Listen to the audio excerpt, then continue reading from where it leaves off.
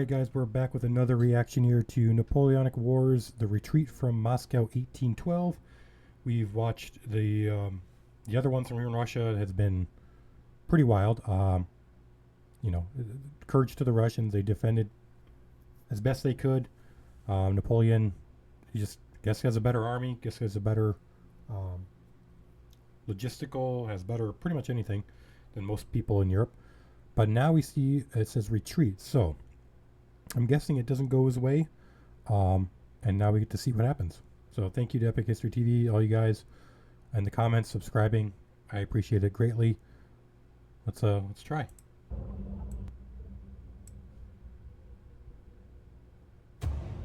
The 15th of September, 1812. 83 days after invading Russia, a week after his costly victory at Berezina, Napoleon entered Moscow. He expected to be greeted by dignitaries, formally offering the city's surrender. Instead, he discovered that 90% of Moscow's inhabitants had fled. Right. A fire had started the previous night and was blamed on drunken soldiers.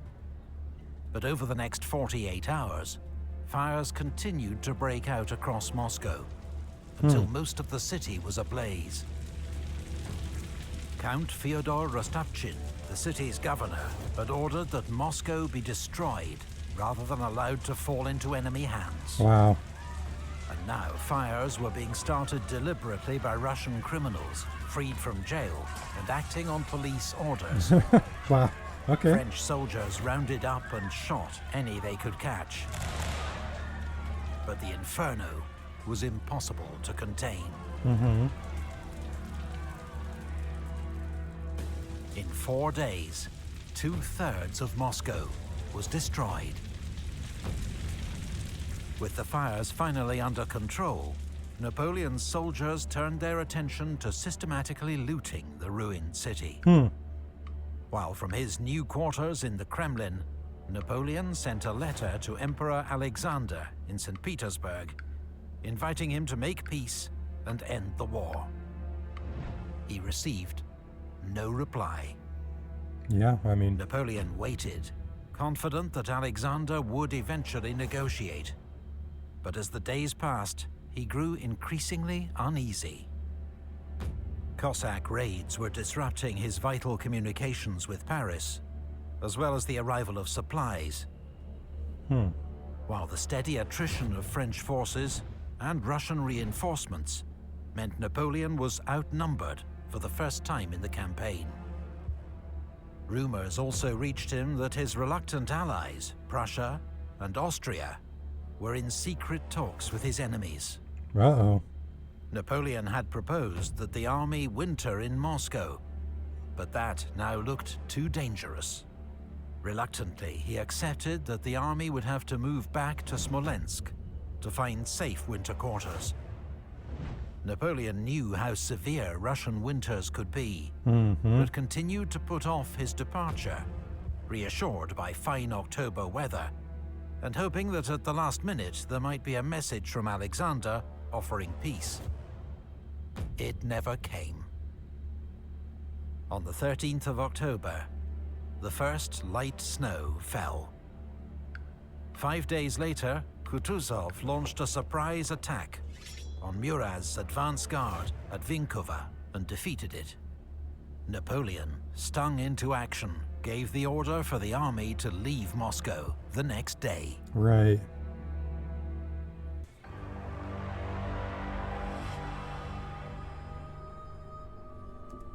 Now is the moment my campaign begins, Emperor Alexander of Russia. Yeah. It's just, it seems like a lot of wasted time. I don't know. Maybe Napoleon thought differently. And the Russians don't act like the other foes that Napoleon has faced. They're not. It's not like a guerrilla war like Spain, but they seem more. It's like Spain. They seem more reluctant to surrender.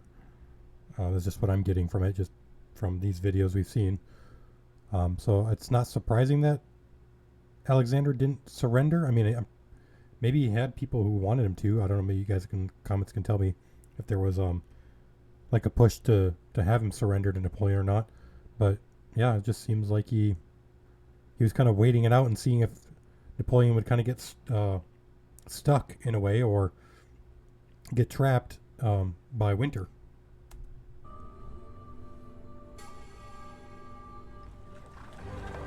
100,000 men of the Grande Armée left Moscow in a column 10 miles long, with an estimated 40,000 carriages and carts. There were women and children too, army wives and the vivandières, the women who cooked for the soldiers, as well as some civilians. Every wagon and pack was stuffed with as much food and loot as possible. As he set off, Sergeant Bourgogne of the Imperial Guard made an inventory of his pack. It contained several pounds of sugar, some rice, some biscuit, half a bottle of liqueur, a woman's Chinese silk dress embroidered in gold and silver, several gold and silver ornaments, amongst them a piece of the cross of Ivan the Great. Wow. Besides these, I had my uniform, a woman's large riding cloak, 2 silver pictures in relief, 12 inches long and 8 high, all in the finest workmanship. Also several lockets and a Russian prince's spittoon set with precious stones. I wore over my shirt a yellow silk waistcoat, which I had made myself out of a woman's skirt. Over that, a large cape lined with ermine and a large pouch, hung at my side by a silver cord. This was full of various things, amongst them a crucifix in gold and silver and a little Chinese porcelain vase. Then there were my firearms, powder flask, and 60 cartridges in the box. Holy, that's a lot of random stuff. This heavily encumbered army did not yet realize it was in a race against time. The Russians were beginning to move against the flanks of Napoleon's 550-mile-deep salient.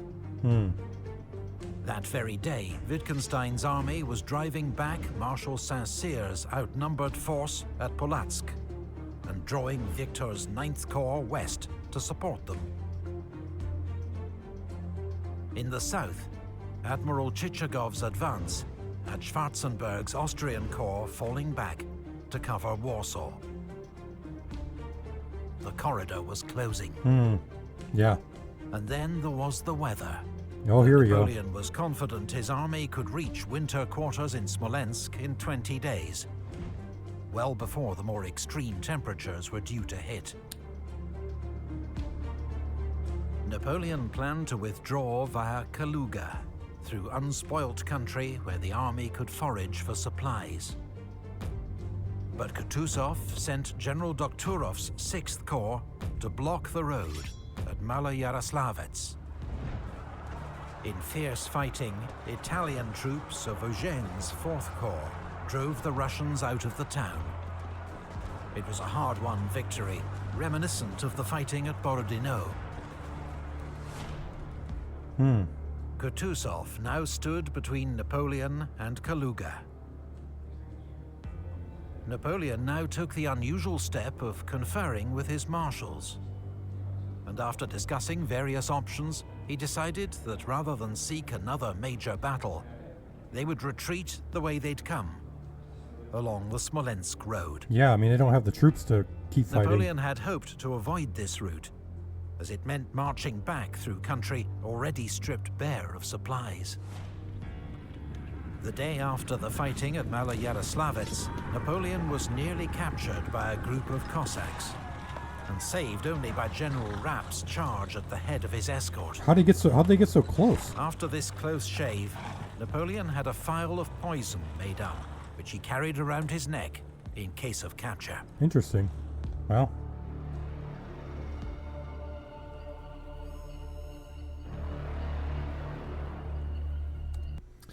Those who were too weak to carry their weapons or knapsacks threw them away, and all looked like a crowd of gypsies. Private Jacob Walter Württemberg Regiment.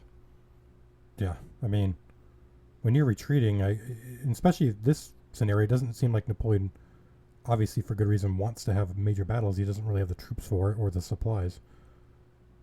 Yeah, I mean, and how, if anybody can give me any sort of information on how they got so close to Napoleon, they almost got him.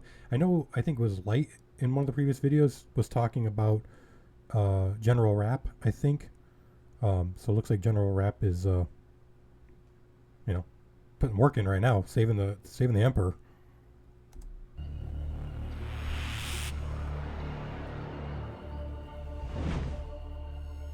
Napoleon's army set off on its new course, shadowed at a respectful distance by Kutuzov's army to the south.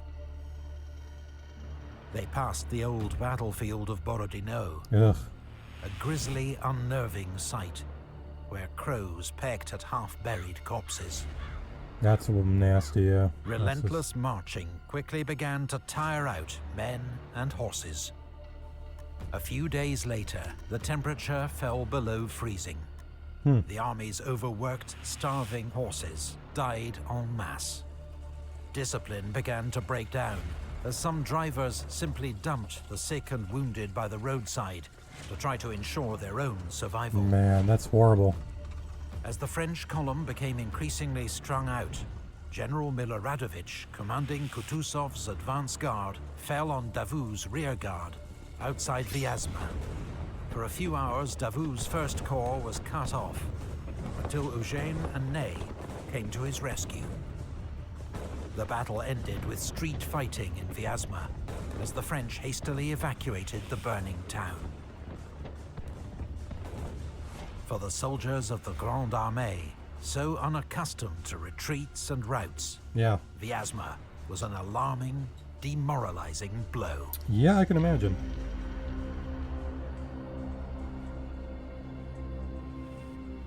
The road was strewed with the dead. Our suffering exceeded imagination. There's General Rapp again. Yeah.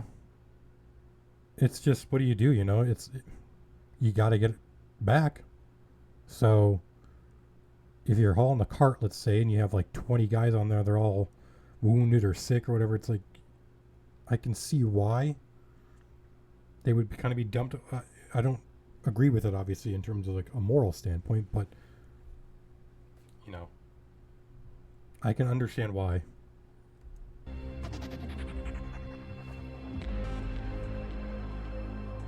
On the 4th of November, it began to snow heavily. The next night, temperatures plummeted to minus 20 degrees centigrade. Few men or women had proper winter clothing or access to shelter. Many froze to death overnight. The next morning, wagons and guns were abandoned. Wow. Many soldiers sought to save themselves, ignoring officers, stealing horses and food, and leaving the column to scour the countryside for supplies. Huh. Many of these foragers were found by the Cossacks. Some cut down or lanced, others robbed of every I possession, mean, by that time, you just kill me, left to freeze. if I'm the In soldier. a few cases, they were handed over to peasants, eager for retribution against the foreign invaders who had plundered all they owned. Yeah, what can you do? As the army struggled on towards Smolensk through blizzards, Napoleon ordered Eugène's 4th Corps to strike out for Vitebsk, where there were large French supply depots. But Vitebsk had already fallen to the Russians. 4th Corps was too weak to fight its way through, and rejoined the army, minus its artillery and most of its baggage. A colonel who saw 4th Corps at this stage described men without shoes, almost without clothes, exhausted and famished, sitting on their packs, sleeping on their knees, and only rousing themselves out of this stupor to grill slices of horse meat or melt bits of ice. Ugh. Just 3 weeks after leaving Moscow, a third of the army was dead or captured. About half the rest formed a growing army of stragglers, men without units, prepared to fight only to survive. Napoleon horrible. reached Smolensk on the 9th of November. The first troops into town ransacked the supply depots, leaving nothing for those who followed, including Ney's rearguard, which arrived 6 days later. Napoleon had hoped to make Smolensk his winter base, but the state of the army and lack of supplies meant the retreat had to continue. But the 5 days he spent there gave Kutuzov time to circle ahead and prepare an ambush. When the French retreat resumed, he struck 30 miles west of Smolensk at Krasnoi. In 3 days of desperate fighting through knee-deep snow, Napoleon used his Imperial Guard to hold open the road, as Eugène and Davout's corps fought their way through the ambush with heavy losses. That's crazy. And I'm really surprised the Russians even have enough soldiers to do these battles. I mean, or supplies. I mean, they're used to, I guess, Russians would be used to Russian weather and winter, and they would know, I guess, more about what's available to eat and supplies and stuff like that. But it's surprising that the Russians are pursuing as aggressively, in my opinion, as they are. 2 regiments of the Young Guard were ordered to make a sacrificial counterattack to keep the Russians at bay, and were virtually annihilated. Wow. Kutuzov held back many of his troops and was blamed for not trying to destroy Napoleon's army when he had the chance. It's possible he was concerned at the number of raw conscripts in his own army, also suffering terribly in the freezing conditions. Okay, well, I guess that answers my question or my comment. All the Cossacks and the Russians in the world shall not prevent me from rejoining the army. Marshal Ney, 17th of November, Smolensk. Yeah, it's, I don't know. It's one of those things where obviously hindsight is what it is, but just looking back at all the time that was wasted, had Napoleon retreated sooner, I don't know, maybe you guys in the comments can talk about it, but maybe, 3-4 weeks sooner, would it have made a difference? Had he been able to maybe not sustain as much losses as he's sustaining right now? I don't know. It's fun to talk about and theorize, and if you guys want to add any more to the comments, go ahead.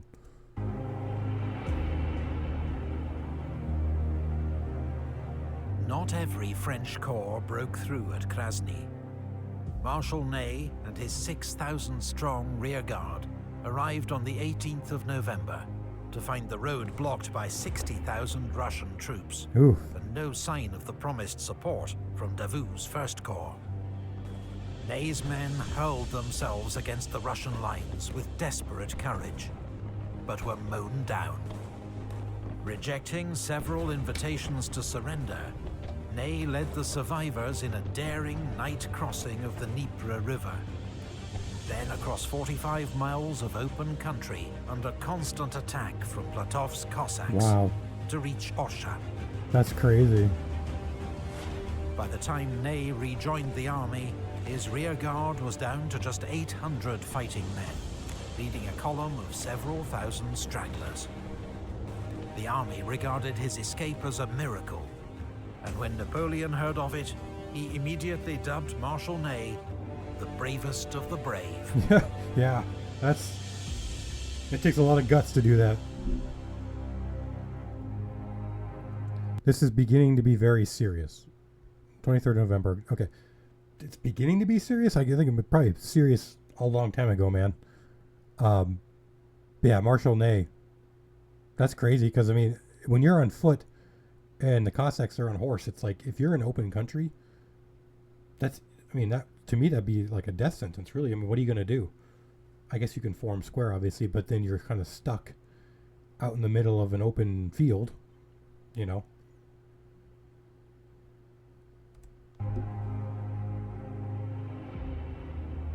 I can see why he's brave. Napoleon had escaped one trap, but now 3 Russian armies were closing in from different directions and outnumbered him nearly 3-1. From the east, Kutuzov's main army with 65,000 men. From the north, Wittgenstein with 30,000, steadily driving back Marshal Victor's 9th Corps. And from the south, Admiral Chichagov's army of Moldavia with 34,000, having detached General Ostensacken with 30,000 to prevent Schwarzenberg's Austrians and Renier's Saxon Corps marching to Napoleon's aid. Smart. Napoleon was heading for Minsk, a major French supply base with vast stores of the food, clothing, shoes and ammunition that his army so desperately needed. But on the 21st of November, disastrous news arrived. Minsk had fallen to Chichagov. He'd then marched on Borisov, driven out the Polish garrison, and captured its bridge over the Berezina river. By rights, the Berezina ought to have frozen solid by now, so Napoleon could have crossed anywhere. But a sudden thaw had turned the river into a torrent of ice and freezing water.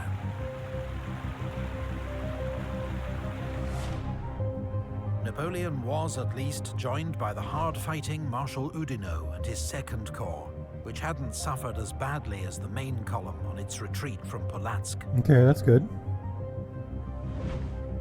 Oudinot launched an immediate counterattack on Borisov and retook the town, but couldn't stop the Russians burning the bridge. With no other bridge for miles in either direction, it seemed Napoleon's exhausted army was finally doomed. But there was one sliver of hope. Polish cavalry had found a ford across the river near the village of Studienka. Napoleon issued a flurry of orders. Second Corps was to fake preparations for a river crossing south of Borisov.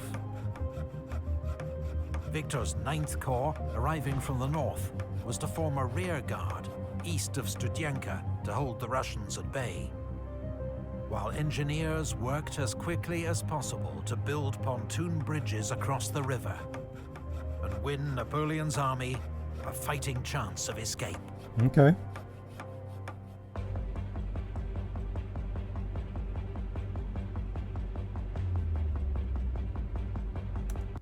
Our situation is unparalleled. If Napoleon extricates himself today, he must have the devil in him.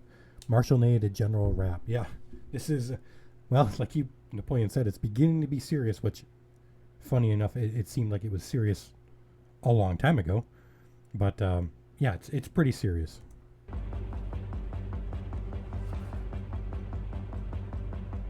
On the afternoon of the 25th of November, General Eblé's Dutch engineers began building two 300-foot pontoon bridges across the Berezina River.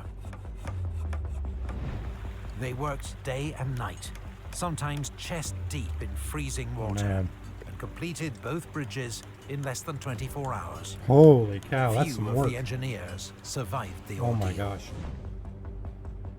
Chichagov had been totally fooled by the diversion south of Borisov and was moving his troops south to face it, allowing Napoleon's army to begin crossing its rickety bridges virtually unopposed. Oudinot's Second Corps led the way to secure a bridgehead, followed the next day by the remnants of the main army.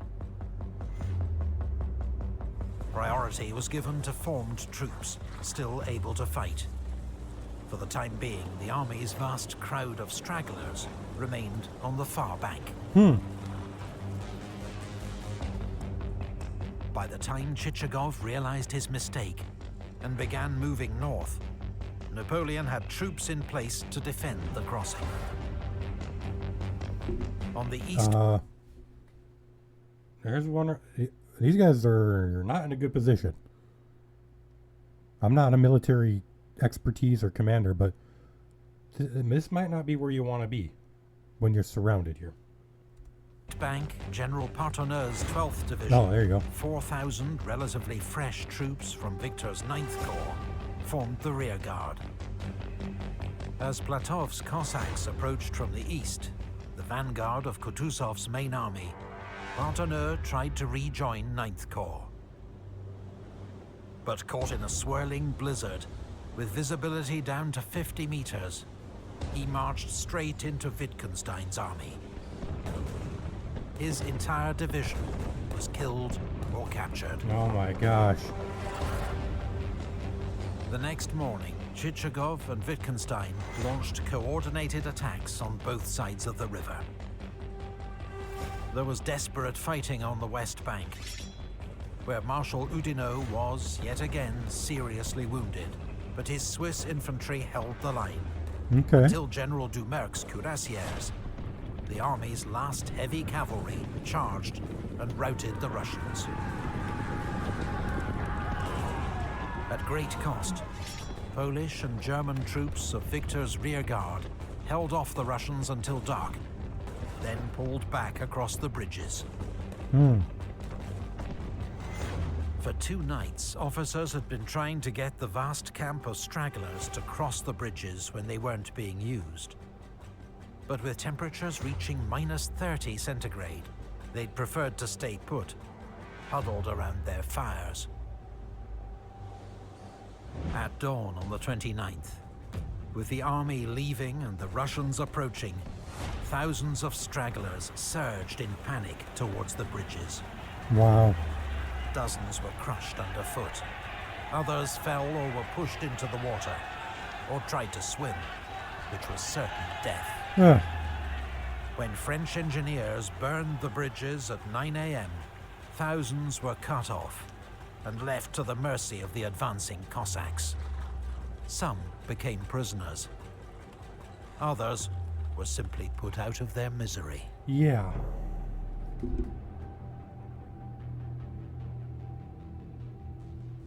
What appalling misery, what a multitude have perished in this retreat. Captain Franz Roeder, lifeguards of the Duke... What was it? Lifeguards of the Duke of Hesse? That's a crazy title. That sounds like something in a fantasy book. Lifeguards of the Duke of Hesse. Well, anyway, yeah, the straggler camp, I mean, I can see... Like, I'm not trying to be like cruel here, okay? But they had plenty of time, according to this video, to get across. They just didn't. So maybe they didn't care. Maybe they're like, well, like the narrator was saying, just put out our misery. I don't know, you know. But they had time to get across. Some of them did. Maybe most of them did, I guess. And now look, just an appalling loss of life, you know.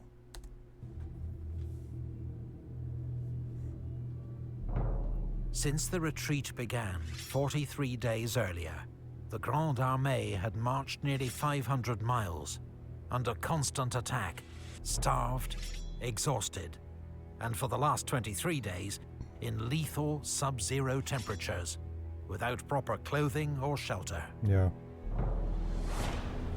In that time, the fighting strength of the Grande Armée had been reduced from around 124,000 men to 20,000, with as many stragglers still following the army. That's crazy. As the retreat continued to Vilna, the weather turned even worse, the temperatures falling to -37 degrees centigrade.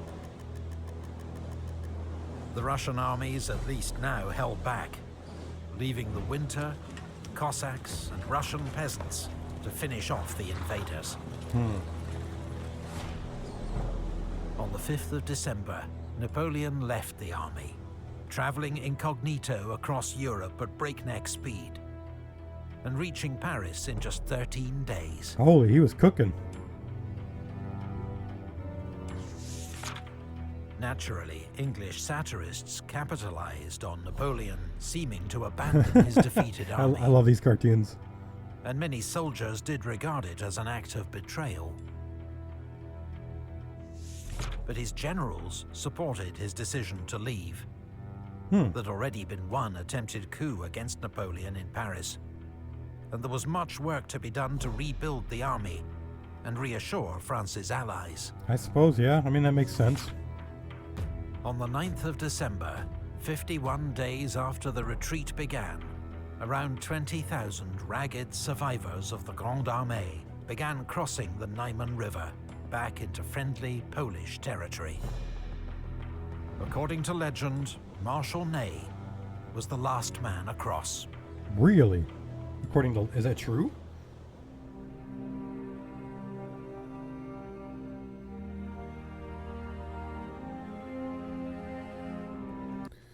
Second and third corps are no more than a memory. The latter number only 60 men. Yeah, I mean, it's surprising that any of these corps had any men left, honestly. I mean, what a terrible, terrible thing that must have had to be. I mean, it's obviously war is terrible, and like if you're fighting the enemy, right? Battle's terrible, right? You see guns, you see cannon, you can die, right? But then when you're simply just trying to escape, you're just trying to get back to friendly territory, and you're not fighting as many battles, but you're like with the enemy, you're fighting it with nature. And especially the winter, it's like that's a whole new thing because with an enemy, a lot of times, I mean, you can escape, right? You can retreat. You can't escape winter. Where are you going to go? It's cold out. It's really, really cold. And as someone like I live in the upper Midwest, in areas that get routinely very cold. And you go in the winter and, the temperature is, 2 degrees Fahrenheit, right? But the real feel with the wind is negative 15. And then it gets even worse, negative 15, negative 20, negative 25. You get these wind chills, and it's like the cold just permeates your bones to the core. Like to the very foundation of who you are as a person. It's cold. And I've been there to that point where, I used to have a job where I worked outside in the winter a lot of times. I was doing I guess kind of construction, not really construction, but anyway, even with the gear I had on, and I bought some of the best gear I could get. You have hand warmers and stuff. It's like your hand, it starts to get hard to flex it, right? You can't even like hold on to things because it's so cold that your muscles, it doesn't even want to work. And then your feet, once your feet get cold, it's over, right? I mean, if you can't get them warmed up and you can't even feel your toes anymore, it's getting dangerous. And then any exposed skin, it might be sunny out, right? And there's been many winters up here where it's like, oh, it's beautiful, it's sunny out. It's not snowing anymore. There might be like 6 inches of snow on the ground, 8 inches. And you go out and it's like, wow, that wind is so cold that your cheeks and your eyes, your eyelids, it becomes hard to blink. And when you you move your mouth, you can feel the skin like trying to stretch, and it can't because it's so cold. And then you look at these guys. They don't have like the gear we have nowadays. They don't have like hand warmers. And most of them, like a lot of these pictures, some of them aren't even wearing shoes. Their pants are all ripped. Their coats are all ripped. I can't imagine the feeling. And I really, there's a part of me that feels really bad. And it sucks. I feel really bad for these troops.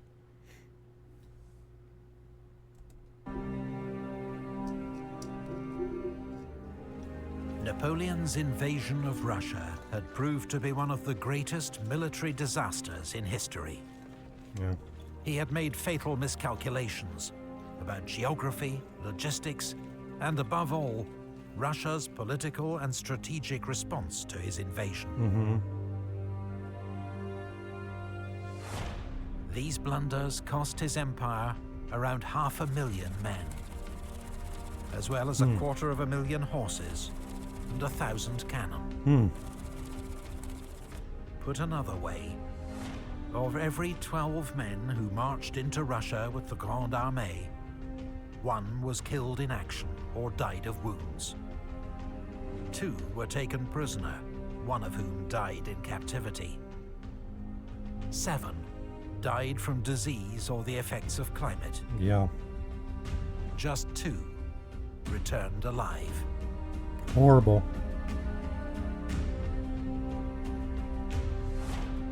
Contrary to myth, many more soldiers had died in the summer advance from heat, typhus and dysentery than were lost in the winter retreat.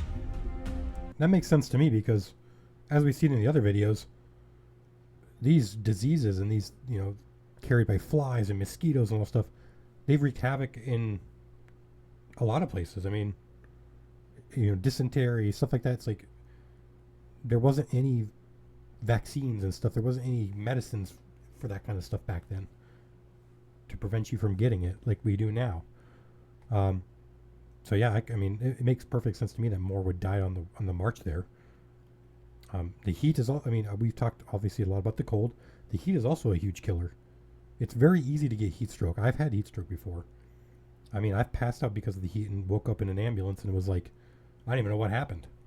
But yeah, and especially these guys wearing wool, wearing, heavy uniforms, carrying knapsacks that are heavy, full of, provisions and gunpowder and all their sort of stuff that they have, and carrying their guns, wearing these wool hats.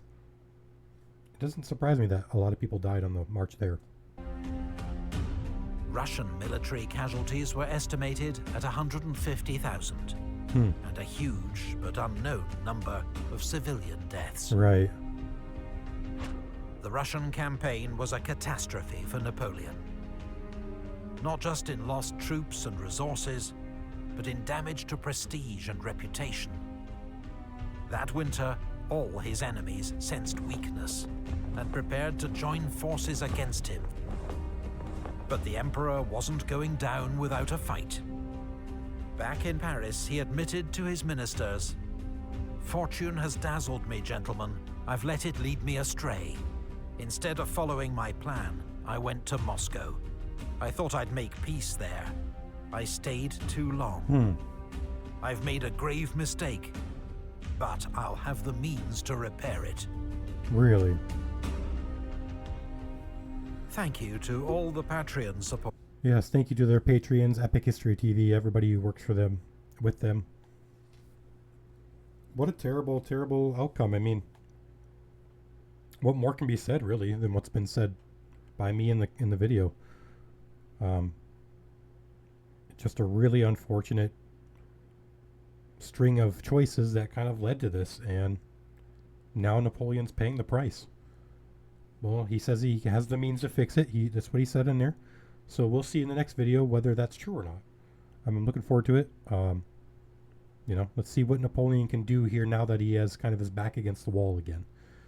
Thank you guys for following along, subscribing, commenting. I always appreciate it. It's been awesome to see the sort of reactions you guys give to my comments, and obviously I don't know a lot, especially about this time in history. So anything you guys add is always welcome, because then now I know going forward, and it makes it nicer to watch the next videos. And eventually, when I watch the Marshall's videos at the end of this, I'll have a much better overview of everything. So thank you guys. Peace. You guys be good. Be safe. Please make smart choices. See you in the next one. Bye.